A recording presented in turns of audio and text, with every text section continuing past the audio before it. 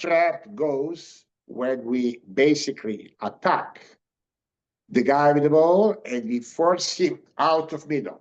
Why middle is not good for us? Because we don't know who would trap. The closest guy, could be from the left or from the right side, but it's much easier for him to catch the ball and to trap the ball if ball goes to his direction. If ball doesn't go to his direction, it takes a lot of time for him to catch. And that gives chance to good defensive player. And as you notice, this is a time for the short guards, Marcus Howard, Kevin Pangos, Lucas Lekavicius, Facundo Campazzo. They very simply are fast and quick, and they Yagu from Red Star, and they don't let you easily double them. What's going to happen after we trap the guy? Guy can pass the ball left and right. And somehow, now, it's important. Alexander Nikolic was doing this with Jugoplastika, and he was advisor to the Božo Maljković. He knew that Željko Obradović has a poor left hand. He knew he is also great with the right hand, but he's short. So he was organizing for Željko to go on the right side. Usually, you don't kick opponent on a strong hand side ball. Why? Because he can handle that better. Well, if you double him after he crossed center line, he cannot pass back, which is also very important that he doesn't have a backup solution. And you, after that pass straightly, because other two guys are bigger and you cannot pass through their bodies, you have to elevate your defense on the passing lane. When you elevate your defense on the passing lane, you have a chance, if you're smooth and smart, to intercept the ball. And when you intercept the ball, they're naked. We go to the fast break and we score. So that has another story I was talking about. We basically try to make them to go to turnover when they cross center line and they don't have a pass back. Why? Many smart coaches made this. They take point guard, take the out of bounds pass. He passes the shooting guard. Shooting guard gets a trap, but before center line. So he passed back to the point guard, and point guard quickly penetrate the ball to another hoop. We don't want that. That's how we call traffic. So noisy and busy, and it gives much trouble for our defense later on. So this is another story we have when we talk about pressure the ball. Now, we were just mentioning two things. Guys getting the ball and forcing to get to the trap. We continue with our traps even more so. First, when ball cross any line, free throw extension line, center line, other defensive players have to cross that also. They're getting into the space, and there are not many absolutes about any full court pressure defense, but this: two people double, two people are interceptors, they steal the ball, and one guy is a safety. And that's it. Which means two people have to make a double. Another two are interceptors. If they can intercept the ball, good. If they cannot, they're catching. The closest guy is catching the open man with the ball. Other guy is catching the closest guy, and we after that play half court. Now, if we have a good athletes who can play pressure defense more so, we can organize many other things. And that would be basically, we can organize another double defense, another steal, And now the question is, when we go to double, same like we double the big man on a low post position, we double on a pass, we double on a catch, and we double on a move, on a dribbling. Same should be with the guard. Guard, if time runs out of clock, could be double on a pass. As ball travels to him, you are catching him. Now, if he is very smooth and good, you can double on a catch. You let him catch the ball, then you double him. But if there is a time and you decided to play a long time in a game, this kind of defense, you basically double him on the move. As I've noticed and told you, we have a center line, which is a border, so he cannot pass back and destroy the trap. We can, beside that, also do another thing.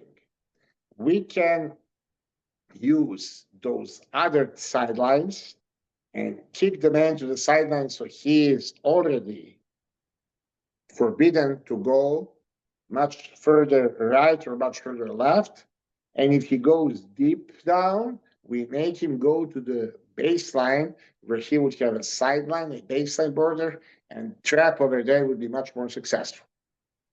To the worst places, we can put guy in a double defense is corner or short corner, doesn't matter. And another place is a center line border with a sideline. Those kind of things make limits to the player with the ball. How they shoot player with the ball before we start to take all the clips. But in the end of the day, both of them was developing and changed their shot dramatically. And that's before someone will ask question or text me in the chat. Yes, you can fix shot. Yes, we can improve shot. Yes, we can change shot in every age. In every age. Don't think that if you don't change the shot or you're not fixing the shot when the player is 16, it's over. No. I was helped 2 EuroLeague players when they was 23 and 25-year-olds from 31, 32 3-point shot percentages to become to be 48, 50% from the 3-point. Both of them was 23 and 25. So yes, we can do it in every age. So the fact that I was choose semi-professional player is just to show you that we can do it in every age. Let's go for the first drill.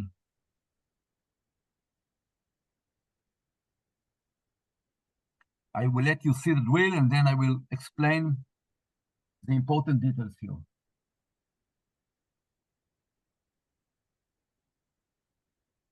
Okay. Very, very simple drill will help you to shoot with 90 degrees in the elbow.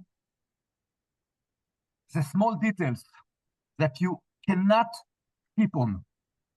Elbow touch the hip when you are lie on your back. Elbow touch the hip.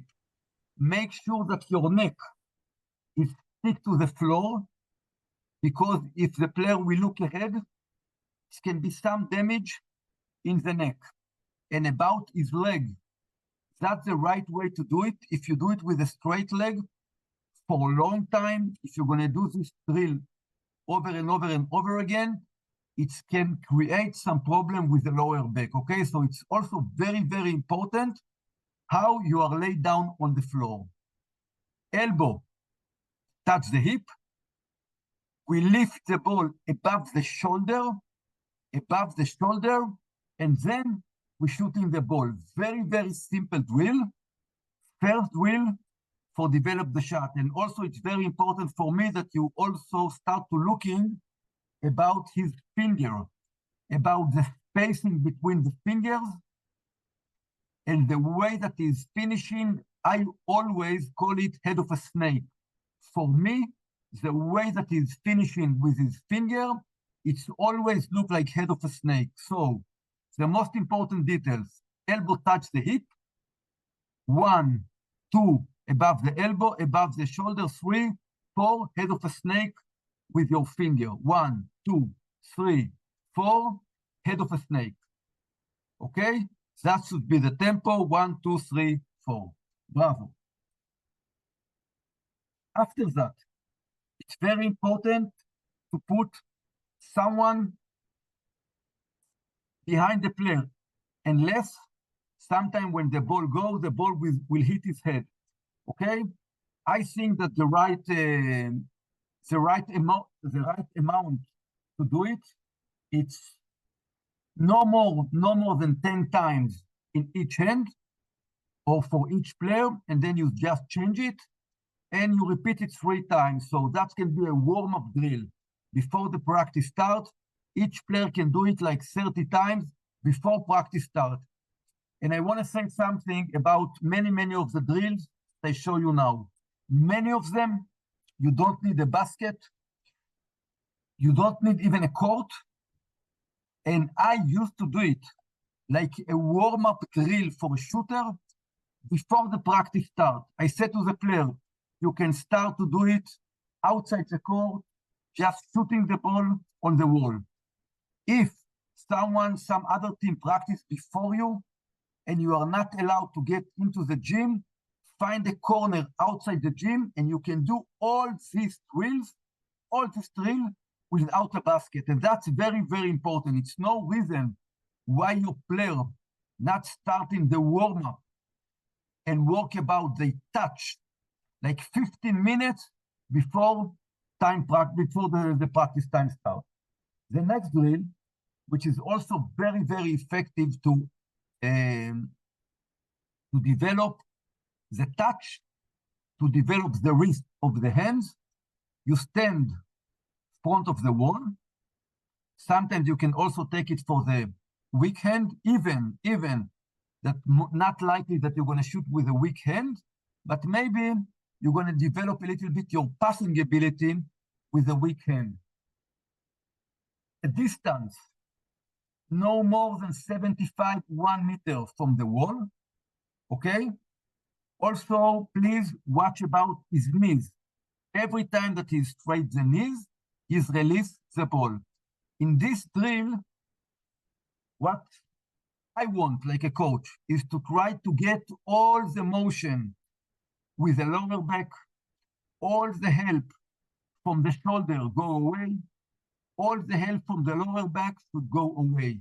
This is isolated drill just for the wrist, okay? 1, 2. One more time, my recommendation, if it's a young player until U13, U15, no more than 10, 12 times, okay? Because after 10, 12 times, it's become to be like a power drill and like not like technique. For men players, you can do it like 15, 20 times before practice start, double stream. Very effective drill, very useful drill.